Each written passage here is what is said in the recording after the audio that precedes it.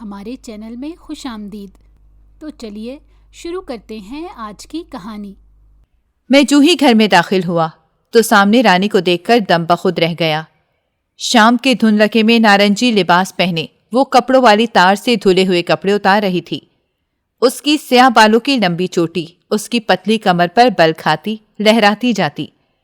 ابھی میں یہ منظر دیکھتے ہوئے نہیں سنبھلا تھا کہ اس کے چہرے پر بکھرے بالوں کی کئی لٹیں دیکھ کر میری سانسیں تیز تیز چلنے لگیں۔ مجھے لگا کہ جیسے میں اپنے اختیار سے نکلتا جا رہا ہوں، اور پھر یہ بے اختیاری اتنی بڑھی کہ میں تیزی سے اس کی طرف لپکا اور اسے اپنی باہوں میں بھر کے اپنے سینے کے ساتھ لپٹا لیا۔ اس اچانک افتاد پر وہ بوکھلا سی گئی۔ اس کے ہاتھ میں پکڑے دھلے ہوئے خشک کپڑے گر گئے اور اب وہ دبی دبی آواز میں مجھے خود سے دور ہونے کا کہہ رہی تھی۔ وہ مجھے منع کر رہی تھی اور میرے بازو میں پوری طرح کسمساتے ہوئے کپ کپ آ رہی تھی۔ اچانک کمرے کا دروازہ کھلا اور خالہ برآمدے میں آئیں، لیکن جب ان کی نگاہ ہم دونوں پر پڑی تو انہوں نے چیخ کر رانی کو آواز دی۔ رانی میرے بازوؤں سے ایسے تڑپ کے نکلی جیسے اسے کرنٹ لگ گیا ہو۔ میں بھی حواس باختہ سا خالہ کی طرف دیکھنے لگا۔ ان کے چہرے پر غصہ بھی تھا اور افسوس بھی، اور پھر وہ غصے سے وہاں سے چلی گئیں۔ رانی آنسو بھری آنکھوں سے مجھے دیکھ کر شکوہ کنا ہوئی اور پھر وہ بھاگتی ہوئی وہاں سے اس کمرے کی طرف بڑھی جس میں خالہ گئی تھیں۔ میں کافی دیر اپنی فائلیں پکڑے صحن میں ہی کھڑا رہا۔ مجھے خود سمجھ نہیں آئی کہ یہ میرے ساتھ ہوا کیا ہے اور میں نے ایسی گستاخی آخر کر بھی کیسے دی۔ میں بے چینی سے اپنے بالوں میں انگلیاں پھیرنے لگا اور پھر اپنے کمرے کی طرف بڑھ گیا۔ یہ جو بھی ہوا سب غیر ارادی طور پر ہوا۔ میں نے کبھی بھی رانی کو اس انداز میں نہ تو سوچا تھا اور نہ ہی ایسا سوچنے کا ارادہ تھا، کیونکہ میں ناجیہ کے ساتھ کمیٹڈ تھا اور اس کے ساتھ شادی کرنا چاہتا تھا، لیکن یہ بھی جانتا تھا کہ میری ناجیہ سے شادی کوئی بچوں کا کھیل نہیں ہے۔ اس کے اور ہمارے اسٹیٹس میں زمین آسمان کا فرق ہے۔ کہاں وہ ایک اچھی سوسائٹی میں رہنے والی اور کہاں میں ایک کچی آبادی میں رہنے والا ایک عام سا لڑکا جو اپنے حالات بدلنے کے لیے دن رات اسٹرگل کر رہا تھا۔ لیکن اس اسٹرگل میں کہیں کہیں نفسانی خواہشات بھی انسان کے اوپر حاوی ہونے لگتی ہیں، اور میں دن رات ان سے بھی نبردآزما تھا۔ میں جتنا ناجیہ کو سوچتا اور اسے پانے کے لیے پاگل ہوا جا رہا تھا، اتنا ہی میری نفسانی خواہشات بھی منہ زور ہونے لگی تھیں۔ میں جلد از جلد شادی کرنا چاہتا تھا تاکہ میں اپنی جنسی جبلت کے ہاتھوں کہیں بھٹک نہ جاؤں۔ جیسے آج بھی نہ چاہتے ہوئے میں نے رانی کا گھیراؤ کر لیا، حالانکہ میں ایسا کبھی سوچ بھی نہیں سکتا تھا کہ میں یوں بھی کبھی رانی کو ہاتھ لگاؤں گا۔ مجھے اب شرمندگی ہو رہی تھی کہ نہ جانے خالہ کیا سوچتی ہوں گی کہ شاید میں کوئی بہت ہی بد کردار لڑکا ہوں۔ یہ سوچتے سوچتے میں اپنے بیڈ پر آ کر لیٹا اور سگریٹ سلگا لی، لیکن میرا دل اتنا برا ہو رہا تھا کہ میں نے جلد ہی سگریٹ بجھا دی اور کروٹ موڑ کر لیٹ گیا۔ الجھی سوچوں کی جنگ میں نہ جانے میں کیسے اتنی جلدی نیند کی وادی میں اتر گیا۔ شاید کچھ جسمانی تھکاوٹ اور کچھ ذہنی کشمکش نے مجھے نیند کی وادیوں میں دھکیل ڈالا تھا۔ اچانک میری آنکھ کھل گئی۔ کمرے میں سے امی اور خالہ کی اونچی اونچی آوازیں سن کر میں ہڑبڑا کر اٹھ بیٹھا۔ میرے دل کی دھڑکنیں تیز ہو رہی تھیں۔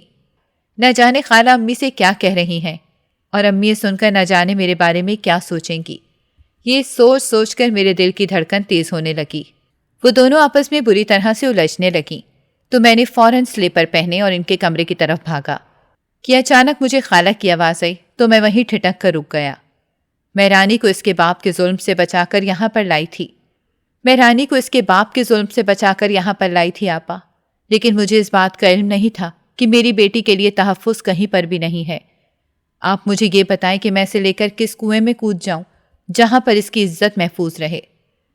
شازیہ، ہمارے گھر میں تمہاری بیٹی کی عزت محفوظ ہے، تم بات کو بڑھانے کی کوشش مت کرو۔ تو خالہ ایک دم ہتھے سے اکھڑتے ہوئے بولی، میں آپ کی چھت کے نیچے بیٹھی ہوں نا، اسی لیے آپ مجھے دبانے کی کوشش کر رہی ہیں۔ میں تمہیں دبا نہیں رہی، تمہیں یہ احساس دلا رہی ہوں کہ تم ضرورت سے زیادہ بڑھ کر بول رہی ہو۔ تو کیا میں اب ضرورت سے زیادہ بڑھ کر بولوں بھی نہیں؟ اور بات نہیں بڑھا رہی آپا، بات بڑھ چکی ہے۔ بلائیں نا کمال کو، پوچھیں اس سے۔ آج تو اس نے میرے سامنے رانی کو اپنے سینے سے لگایا ہے، تو کس حیثیت سے؟ اب یہ مت کہیے گا کہ وہ اسے اپنی بہن تصور کرتا ہے۔ ہمارے دین میں تو بہن بھائی جوان ہو جائیں تو ایک چارپائی پر نہیں بیٹھ سکتے۔ یہ تو خالہ زاد کزن ہیں، نامحرم رشتے ہیں، ان کے درمیان شادی واجب ہے، تو اسے ذرا اس بات کا خیال نہیں آیا۔ یہ تو میں تھی، اگر میری جگہ خاندان کا کوئی اور ہوتا تو میری بیٹی کو بدنامی سے کوئی نہیں بچا سکتا تھا۔ اب ایسا بھی کچھ نہیں ہو گیا کہ تمہاری بیٹی گھر میں بیٹھے بیٹھے بے عزت ہو جائے گی۔ وہ دونوں آپس میں کزن ہیں، ایسے ہی ہنسی مذاق میں اس نے رانی کو گلے لگا لیا ہوگا، اور تم یہاں پر بیٹھ کر اب پھپے کٹنیوں کی طرح بات کو غلط رنگ دینے کی کوشش کر رہی ہو۔ تو خالہ ایک دم سے چیخ کر بولی، آپا آپ کی کوئی جوان بیٹی نہیں ہے نا، اس لیے آپ کو یہ باتیں بری نہیں لگ رہی۔ ویسے بھی لڑکے چاہے کتنا ہی غلط کر لیں، انہیں کوئی بھی برا نہیں کہتا، لیکن لڑکیاں اگر نکاح بھی اٹھا لیں تو زمانہ انہیں بدنام کر کے رکھ دیتا ہے۔ میں اب یہاں پر 1 منٹ نہیں رک سکتی، کیونکہ آپ کو میری کوئی بات سمجھ نہیں آ رہی۔ آپ بیٹے والی ہیں نا، اگر بیٹی والی ہوتی تو آپ میری اس بات پر ضرور ایکشن لیتی۔ خالہ جو ہی اٹھیں تو امی نے ان کا بازو پکڑ لیا۔ رات کے اس وقت کہاں جا رہی ہو؟ پتہ نہیں کہاں جاؤں گی، لیکن یہ طے ہے کہ 1 منٹ بھی اس چھت تلے نہ خود رہوں گی نہ ہی رانی کو رہنے دوں گی۔ فضول باتیں مت کرو، کیوں لوگوں کو خود پر اور مجھ پر ہنسانے کا موقع دے رہی ہو؟ لوگ آج نہیں تو کل بھی ہنسیں گے آپا، جب انہیں ان حالات کا پتہ چلے گا۔ اب حالات ایسے بھی نہیں کہ تم ایسی باتیں کرو۔ آپا میں اس صورت میں یہاں پر رک سکتی ہوں، اگر آپ کمال سے بات کر لیں، اگر وہ رانی میں انٹرسٹڈ ہے تو اسے کہیں کہ سیدھی طرح ہمیں بتائے، یہ بلی چوہے والے کھیل ہماری ناک کے نیچے نہ کھیلے، تاکہ ہم اس کی اور رانی کی شادی کر دیں، اور اگر وہ صرف دل پشوری کر رہا ہے تو اس کی اجازت میں سے کسی صورت نہیں دے سکتی۔ اچھا تم زیادہ جذباتی نہ ہو، میں کمال سے بات کرتی ہوں۔ نہیں آپا آپ اسے یہاں پر بلائیں اور میرے سامنے بات کروائیں، تاکہ مجھے بھی تو پتہ چلے کہ اس کے دل میں کیا ہے۔ ٹھیک ہے میں کمال کو یہیں پر بلاتی ہوں، تم پریشان نہیں ہو، صبر سے یہاں بیٹھو۔ امی جو ہی کمرے کا دروازہ کھولنے کے لیے آگے بڑھی تو میں خود ہی کمرے کے اندر آ گیا۔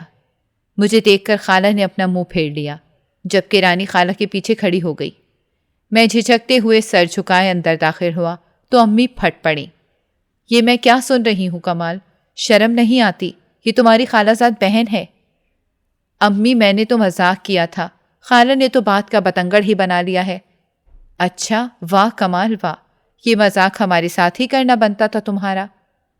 خالہ باخدا میرا کوئی غلط مطلب نہیں تھا، آپ پلیز بات سمجھنے کی کوشش کریں۔ بس کرو کمال، تم مجھے صحیح اور غلط مطلب سمجھانے کی کوشش نہ کرو۔ مانا تم 4 جماعتیں پڑھ گئے ہو، لیکن میں نے بھی ایک زمانہ دیکھ رکھا ہے۔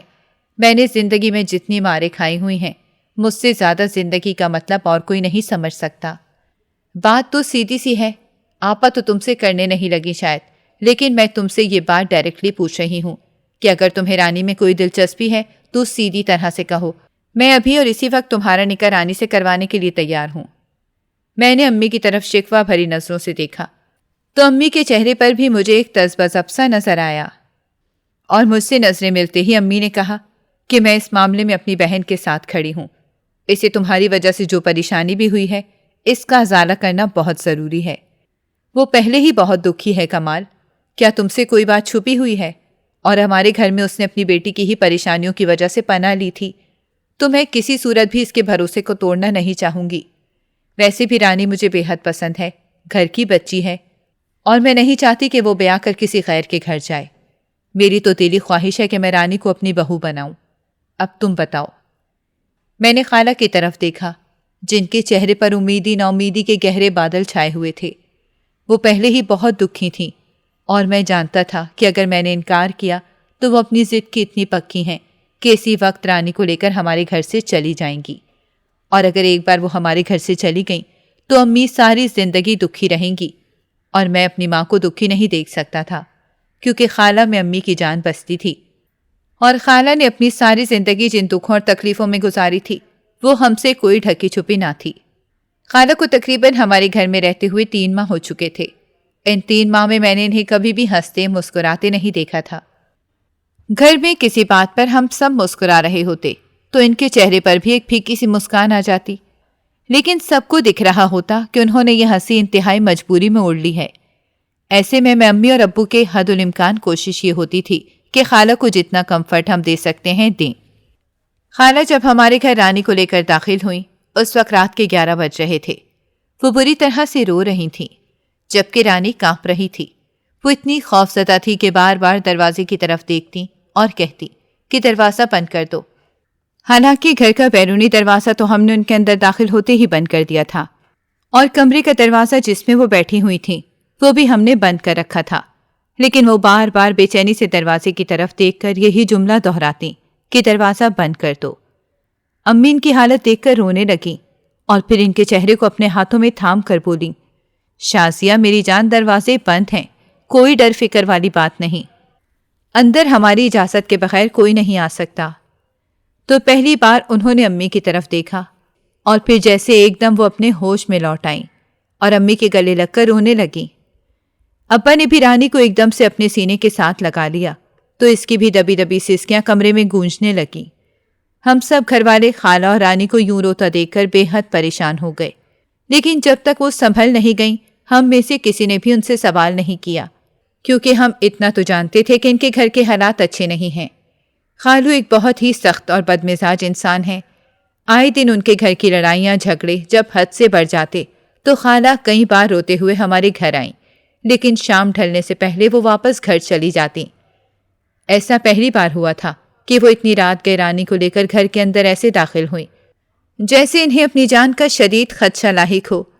جس طرح سے وہ دروازے کو دیکھ کر بار بار ڈر رہی تھیں اور دروازہ بند کرنے کا کہہ رہی تھی، اس سے ایک ہی بات سمجھ آ رہی تھی کہ انہیں شدید ذہنی طور پر کوئی صدمہ لگا ہے کہ وہ اتنی خوفزدہ ہو گئی ہیں کہ ہمارے گھر آ کر بھی ان کا ڈر ختم نہیں ہو رہا۔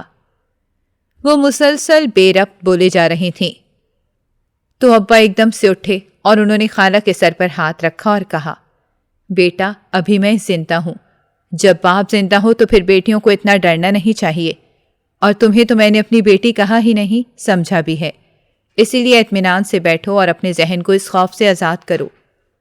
تو وہ ایک دم ابا کا ہاتھ پکڑ کر رونے لگی۔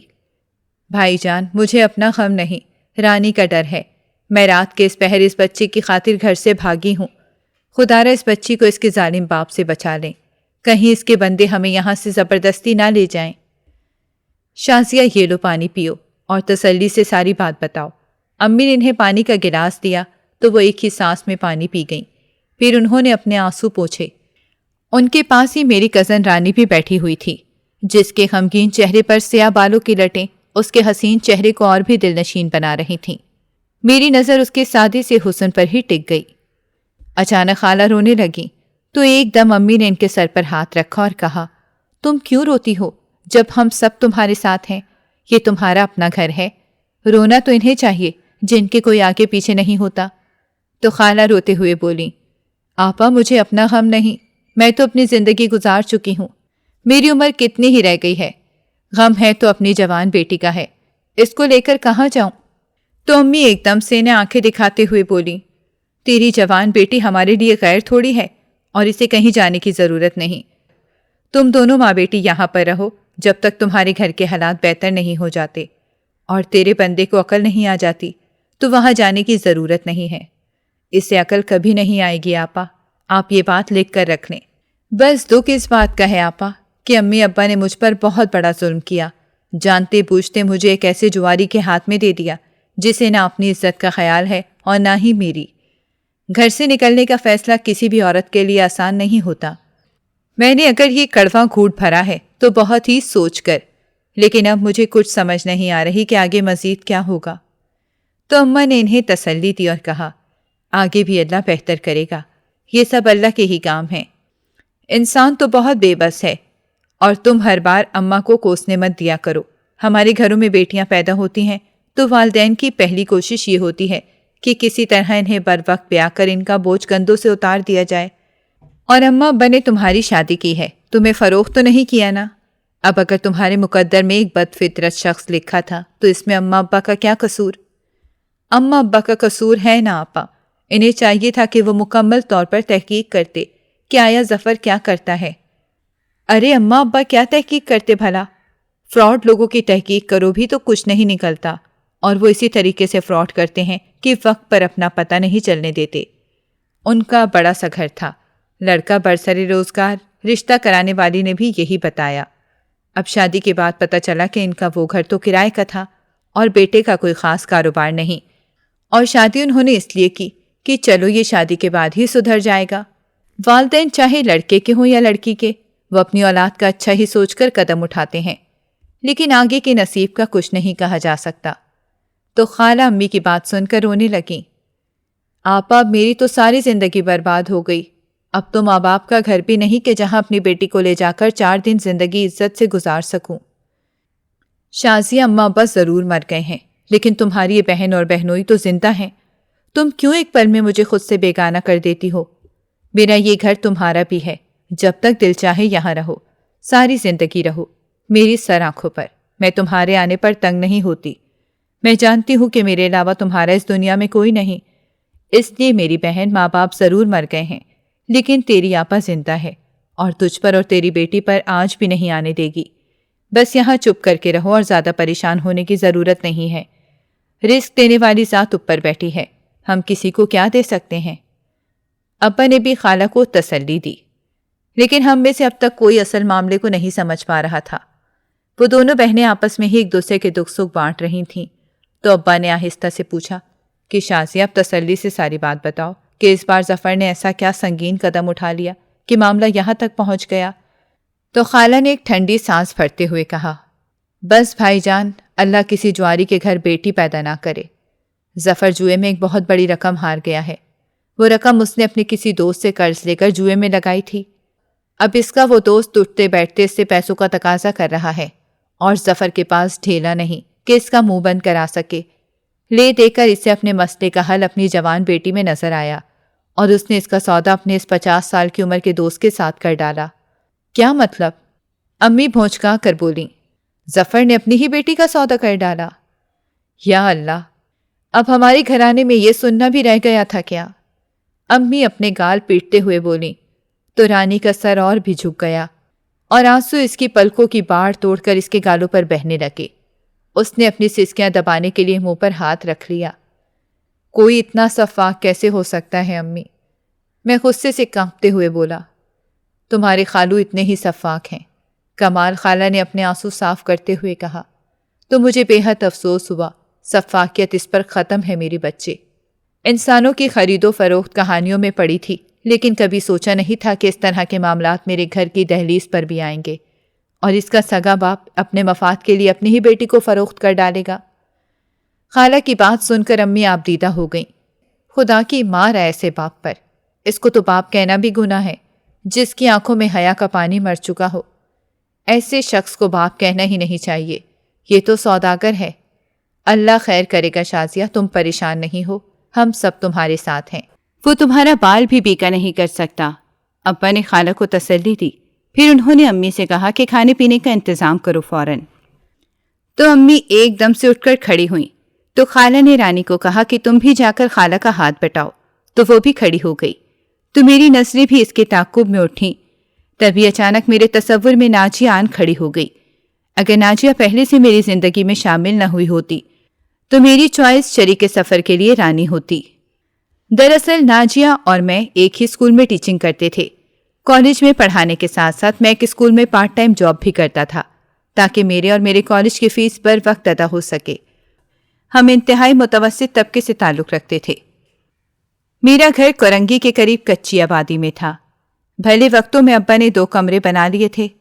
اس وقت مہنگائی کم تھی اور مزدوری اچھی مل جاتی تھی تو امی اور ابا نے کچھ بچت کر کے اپنے سر پر ایک چھت کھڑی کر لی. اس وقت ان کی کوئی اولاد نہیں تھی تو ان کے لیے بچت کرنا آسان تھا اور ویسے بھی میری امی بہت ہی سمجھدار خاتون تھیں. انہوں نے کبھی بھی فضول خرچی میں پیسہ نہیں اڑایا بلکہ وہ بہت ہی سوچ سمجھ کر اپنی چادر دیکھ کر پاؤں پھیلانے والی محاورے پر یقین رکھتی تھی. امی کی سعادت کی وجہ سے ابا ان پر بہت زیادہ اعتماد کرتے تھے اور جو بھی کما کر لاتے امی کے ہاتھ پر رکھ دیتے. میری پیدائش پر امی اور ابا دونوں بہت خوش تھے کیونکہ میں ان کی شادی کے 5 سال بعد اس دنیا میں آیا تھا. لیکن بدقسمتی کہہ لیں کہ میرے بعد ان کی کوئی اولاد نہیں ہوئی. حالانکہ امی نے بہت علاج معالجہ کروایا. ابا چاہتے تھے کہ میٹرک کے بعد میں ان کے ساتھ ہی کام پر لگ جاؤں. وہ سبزی منڈی میں مزدور تھے اور یہ بات بہت اچھے سے سمجھتے تھے کہ پڑھ لکھ کر قسمت آزمانے والوں کو ہی نوکریاں ملتی ہیں، ورنہ اکثر نوجوان ڈگریاں ہاتھ میں لے کر جوتیاں ہی چٹ کھاتے رہتے ہیں. اسی لیے ابا شروع سے ہی یہی چاہتے تھے کہ میرے ہاتھ میں ہنر ہو. جب میں مہارت حاصل کر لوں تو ان کا ارادہ مجھے ملک سے باہر بھیجنے کا تھا. لیکن میں نے مزدوری کرنے سے صاف صاف انکار کر دیا. میں آگے پڑھنا چاہتا تھا اور میں نے اپنا ارادہ جب ابا کو بتایا تو ابا بہت غصہ ہوئے اور کہنے لگے کہ میرے پاس تمہارے کالج کے لیے کوئی پیسے نہیں ہیں، کیونکہ میں جو کماتا ہوں اس میں بمشکل گھر کا دال دلیا چلتا ہے۔ اگر تمہیں پڑھنے کا شوق ہے تو تم اپنے بلبوتے پر پڑھو۔ میرے پاس تمہارے کالج کی فیس دینے کے لیے ٹکا نہیں ہے، اور نہ ہی میں ادھار لینے پر خوش ہوتا ہوں۔ ابا نے مجھے منہ پر ہی جواب دے ڈالا تو میں بے حد دل برداشتہ سا ہو گیا۔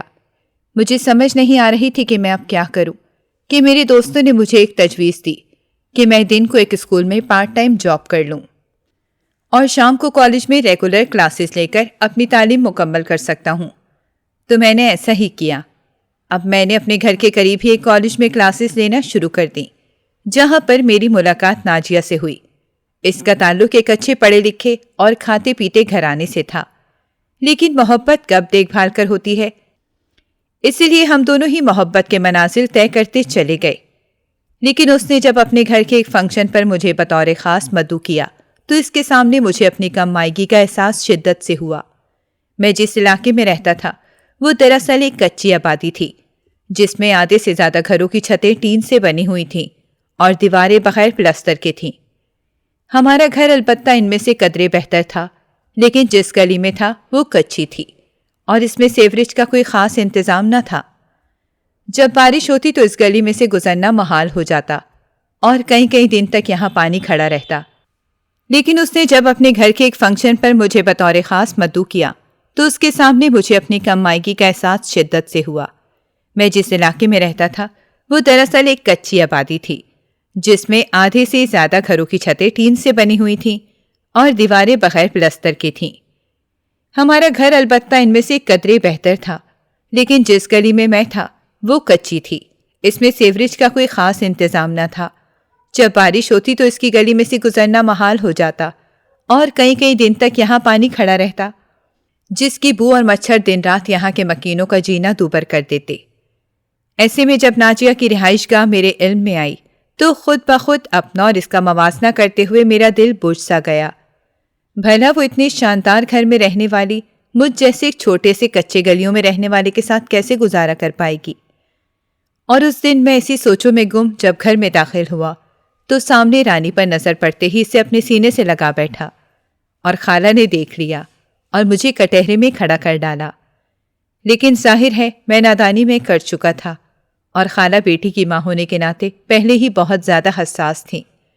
وہ میری طرف سے دی جانے والی کسی بھی صفائی کو ماننے کے لیے تیار نہ تھیں اور بضد تھیں کہ میں کسی طرح سے رانی سے یا تو شادی کروں یا پھر دوسری آپشن استعمال کرتے ہوئے وہ گھر چھوڑ کر چلی جائیں گی، جو کہ ظاہر ہے امی اور ابا انہیں کسی صورت بھی گھر کی دہلیز پار نہ کرنے دیتے، اور خالہ کو روکنے کے لیے انہیں اپنا آپ بھی بیچنا پڑتا تو وہ بیچ ڈالتے۔ اسی لیے امی اور ابا کے فیصلے کے سامنے مجھے اپنا سر جھکانا ہی پڑا اور میں نے رانی سے شادی کر لی۔ لیکن میں نے اپنی اس شادی کو ناجیہ سے چھپائے رکھا۔ میں نہیں چاہتا تھا کہ اسے اس بات کا پتہ چلے۔ شادی کے 2 ماہ بعد خالہ کی ڈیتھ ہو گئی تو ایسے میں امی رانی کا بہت زیادہ خیال رکھنے لگیں۔ میں نے سوچ رکھا تھا کہ اب میں رانی کو طلاق دینے میں آزاد ہوں، مجھ پر کوئی پریشر نہیں ڈال سکے گا۔ لیکن یہ میری بھول تھی۔ رانی کے لیے امی کے جو جذبات تھے اس میں مجھے ٹھیک سے اندازہ ہو گیا کہ یہ اتنا آسان کام نہیں۔ ویسے بھی شادی ہوتے ہی وہ میرے دل سے اتر چکی تھی۔ انہی دنوں ابا بیمار رہنے لگے تو ان کی نوکری چھوٹ گئی۔ ایسے میں ہمارے گھر کے معاشی حالات بد سے بدتر ہوتے گئے تو میں نے رانی سے کہا کہ تم بھی میری طرح کسی اسکول میں پڑھانا شروع کر دو تاکہ گھر کا نظام چل سکے۔ وہ BA پاس تھی تو میں نے اپنے ہی اسکول میں پرنسپل سے بات کی تو انہوں نے کہا کہ ہمیں پرائمری کلاسز کے لیے فیمیل ٹیچرز کی ضرورت ہے۔ تو میں نے شکر کے کلمے پڑھے اور گھر جا کے رانی کو بتا دیا کہ وہ کل صبح تیار رہے، میں اسے اسکول کے پرنسپل سے ملوانے لے کر جاؤں گا۔ اگلے دن میں رانی کو اسکول لے گیا اور اسکول کا پرنسپل درمیانی عمر کا تھا۔ اس نے جو ہی رانی کو دیکھا تو حیران رہ گیا۔ میں اس کی حیرانی پر حیران نہیں ہوا کیونکہ میں یہ بات بہت اچھے سے جانتا تھا کہ رانی اتنی خوبصورت ہے کہ اس پر پہلی نگاہ جس کی بھی پڑتی ہے وہ اس کے حسن کو دیکھ کر مبہوت رہ جاتا ہے۔ لیکن پرنسپل اتنا متاثر ہو جائے گا مجھے اس کا اندازہ نہیں تھا۔ وہ مسلسل رانی سے گفتگو کر رہا تھا۔ ایک پل کو تو مجھے ایسا لگا کہ وہ میری موجودگی سے ہی لا علم ہو گیا ہے، تو میں نے گلا کھنکارتے ہوئے پرنسپل کو مخاطب کیا۔ سر، انہیں پڑھانے کا بہت اچھا ایکسپیرینس ہے کیونکہ گھر میں بھی یہ چھوٹے بچوں کو ٹیوشن پڑھاتی رہی ہیں۔ لیکن میری بات سنی انسنی کر کے وہ پھر سے رانی سے سوال جواب کرنے لگا، اور یہ سوال جواب اکیڈمک نوعیت کے نہیں تھے، بلکہ رانی کے ذاتی پسند ناپسند کے حوالے سے تھے، جن کو سن کر میں انتہائی حیران ہو رہا تھا۔ اس نے رانی کو فوراً ہی جاب پر رکھ لیا، اور اس کو جو تنخواہ بتائی وہ مجھ سے بھی زیادہ تھی، تو میں مزید حیران ہوا۔ حالانکہ تنخواہ تعلیمی قابلیت کے مطابق ہوتی ہے، اور میں رانی سے زیادہ پڑھا لکھا تھا، لیکن پرنسپل نے میری تنخواہ تو نہیں بڑھائی، لیکن رانی کو اچھی پے اسکیل پر رکھ لیا۔ کچھ ہی دنوں میں نے یہ بات محسوس کرنی شروع کر دی کہ اسکول کا پرنسپل رانی کو اکثر اپنے آفس میں بلا لیتا، اور ان کے درمیان لمبی چوڑی گفتگو چلتی رہتی۔ رانی سے اس حوالے سے جب میں پوچھتا تو وہ کہتی، مجھ سے وہ بچوں کی پرفارمنس کے حوالے سے بات کرتے ہیں، تو مجھے بڑا تعجب ہوتا کہ ہم سے تو کبھی بھی پرنسپل نے بچوں کی پرفارمنس کے حوالے سے آفس میں بلا کر بات نہیں کی، اور نہ ہی کسی فیمیل ٹیچر کے ساتھ یہ سب دیکھنے کو ملا۔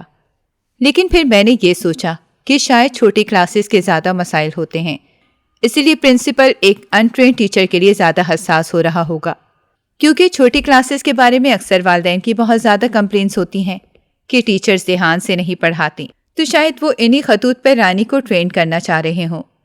بہرحال ہمارے گھر کی دال روٹی اب بہتر انداز میں چلنے لگی تھی۔ انہی دنوں ابا اپنی بیماری سے لڑتے لڑتے چل بسے، تو امی ان کے غم میں دن بدن کھلتی جا رہی تھیں، اور ایک دن وہ بھی ابا کے پاس چلی گئیں۔ امی کی ڈیتھ کے بعد میں نے اسکول سے چھٹی لے رکھی تھی، جبکہ رانی باقاعدگی سے اسکول جا رہی تھی۔ ایک دن میں گھر میں اکیلا ہی بیٹھا ہوا تھا کہ دروازے پر دستک ہوئی، تو میں حیران ہوا کہ اس وقت کون آ گیا ہے۔ میں نے جو ہی دروازہ کھولا تو سامنے پرنسپل کھڑا تھا۔ میں اسے دیکھ کر حیران رہ گیا، اور پھر انہیں احترام کے ساتھ کمرے میں لے جا کر بٹھایا۔ وہ تھوڑی دیر تک کمرے کا تائرانہ جائزہ لیتے رہے، تو میں اتنی دیر میں ان کے لیے چائے بنا کر لے آیا۔ لیکن پرنسپل چائے کی پیالی کو گھورتا رہا، لیکن اس نے چائے نہیں پی، اور پھر اس نے انتہائی عجیب بات کر دی کہ میں پھٹی پھٹی آنکھوں سے اس کی طرف دیکھنے لگا۔ اس نے مجھے کہا کہ میں تمہیں منہ مانگی دولت دوں گا اگر تم اپنی بیوی کو طلاق دے کر میرے حوالے کر دو۔ تو میں پرنسپل کی شرط سن کر ہکا بکا رہ گیا۔ پھر اس نے ایک چیک نکالا اور میرے سامنے رکھ دیا، اور کہا کہ اس میں جتنا چاہے رقم لکھ دو، میں تمہیں ابھی اسی وقت دینے کو تیار ہوں۔ اچانک ہی میری آنکھیں چمکنے لگیں، اور مجھے ناجیہ کا خیال آیا کہ میرے پاس اگر ایک بڑی رقم آ گئی تو میں ناجیہ سے شادی کر سکتا ہوں، بلکہ ایک اچھی جگہ پر رہائش بھی لے سکتا ہوں۔ ویسے بھی مجھے رانی میں کوئی خاص دلچسپی نہیں رہی تھی۔ میں نے شرط فوراً مان لی، اور اس کے لائے ہوئے کاغذات پر اپنی بیوی کو طلاق لکھ کر دے دی۔ جو ہی میں نے طلاق کے کاغذات اس کے ہاتھ میں رکھے تو اس نے زوردار کہکا لگایا۔ مجھے کچھ سمجھ میں نہ آیا کہ وہ اتنی زور کا کیوں ہنسا ہے۔ بہرحال میں نے اس پر زیادہ نہیں سوچا، کیونکہ میں آنے والے حسین دنوں کی یاد میں کھوسا گیا۔ 2 دن بعد ہی پرنسپل نے مجھے اپنے بنگلے پر بلایا تاکہ میں اپنی مطلوبہ رقم لے لوں۔ جب میں اس کے بنگلے پر گیا تو رانی کو وہاں دیکھ کر میرا دماغ چکرا گیا۔ جب اس آدمی نے رانی کی طرف فاتحانہ نظروں سے دیکھ کر کہا کہ میں نے تمہیں نہیں کہا تھا کہ تم بہت بری طرح سے ہار جاؤ گی۔ یہ شخص جس نے تمہارا انتخاب کیا ہے، اسے تم سے محبت نہیں ہے، بلکہ یہ کھڑا کھڑا تمہارا سودا کر سکتا ہے۔ لیکن تم نے مجھے چیلنج کیا تھا کہ وہ ایسا نہیں ہے۔ وہ مر تو سکتا ہے، لیکن میرے دام کھڑے نہیں کر سکتا، مجھے کسی کے ہاتھ بیچ نہیں سکتا۔ لیکن دیکھ لو، میں جیت گیا اور تم ہار گئیں۔ اس دوران رانی نے پہلی بار اپنی جلتی نگاہوں سے میری طرف دیکھا، تو میں چیک لے کر وہاں سے فوراً نکل جانا چاہتا تھا کہ دروازے میں کھڑی ناجیہ کو دیکھ کر میرے پیروں تلے سے زمین نکل گئی۔ تمہارے ساتھ وقت گزارتے ہوئے مجھے اتنا تو پتہ چل گیا تھا کہ تم ایک گھٹیا انسان ہو، تبھی تم نے اپنی شادی کی بات چھپائی، لیکن مجھے یہ پتہ نہیں تھا کہ تم اتنے گھٹیا ہوگے کہ چند ٹکوں کی خاطر اپنی بیوی کو ہی فروخت کر دو گے۔ تم جیسے بد کردار آدمی کا کیا بھروسہ جو کل اس سے بھی زیادہ پیسوں کی آفر پر مجھے بھی بیچ ڈالے۔ تو میں ہڑبڑا کر اس کے قریب گیا اور ہاتھ جوڑ کر بولا، تمہیں شاید غلط فہمی ہوئی ہے ناجیہ، ایسا کچھ نہیں ہے۔ وہ تو انتہائی طنزیہ انداز میں ہنسی، اور پھر میرے ہاتھ میں پکڑے چیک کو دیکھ کر اشارے سے بولی، کیا یہ چیک بھی کسی غلط فہمی کا نتیجہ ہے؟ تمہیں یہ چیک جس نے دیا ہے وہ میرے تایازاد کزن ہے۔ تمہاری شادی سے لے کر رانی کو اسکول میں لانے تک ساری رام کہانی ان کے توسط سے مجھ تک پہنچ چکی تھی۔ تمہاری شادی سے لے کر رانی کو اسکول میں لانے تک کی ساری رام کہانی ان کے توسط سے مجھ تک پہنچ چکی تھی، لیکن میں خاموش رہی کہ شاید ایک دن تم خود ہی اپنی شادی کے بارے میں مجھے بتا دو گے۔ تو میرے کزن نے مجھے یہ کہا کہ یہ صرف جھوٹا ہی نہیں ہے بلکہ انتہائی فراڈی انسان ہے جس کا بھانڈا میں بہت جلد تمہارے سامنے پھوڑوں گا۔ انہوں نے رانی کو چیلنج کیا تھا، لیکن رانی نہیں مان رہی تھی۔ وہ سمجھتی تھی کہ وہ تمہاری پہلی محبت ہے، لیکن رانی کے ساتھ ساتھ میں بھی تمہیں غلط سمجھتی۔ تو تم کسی سے بھی محبت نہیں کرتے، بلکہ تم تو کاغذی نوٹوں کے عشق میں گرفتار ہو، اور ایسے انسان کے ساتھ پوری زندگی تو کیا 1 منٹ بھی نہیں گزارا جا سکتا۔ یہ کہہ کر نازیہ چلی گئی، جبکہ میں اس چیک کو پکڑ کے کھڑا رہا کہ جس کی خاطر میں نے رانی کو بے مول کرنا چاہا، لیکن حقیقت میں خود ہی بے مول ہو کر رہ گیا، کیونکہ انسان جب نظروں سے گر جاتا ہے نا تو پھر کہیں کا نہیں رہتا۔ اگر آپ کو ہماری کہانی پسند آئی ہو تو ہمارے چینل کو لائک کریں اور سبسکرائب کر دیں، بیل نوٹیفیکیشن کو بھی آن کر دیں تاکہ ہماری آنے والی ہر مزیدار کہانی آپ کو وقت پر ملتی رہے۔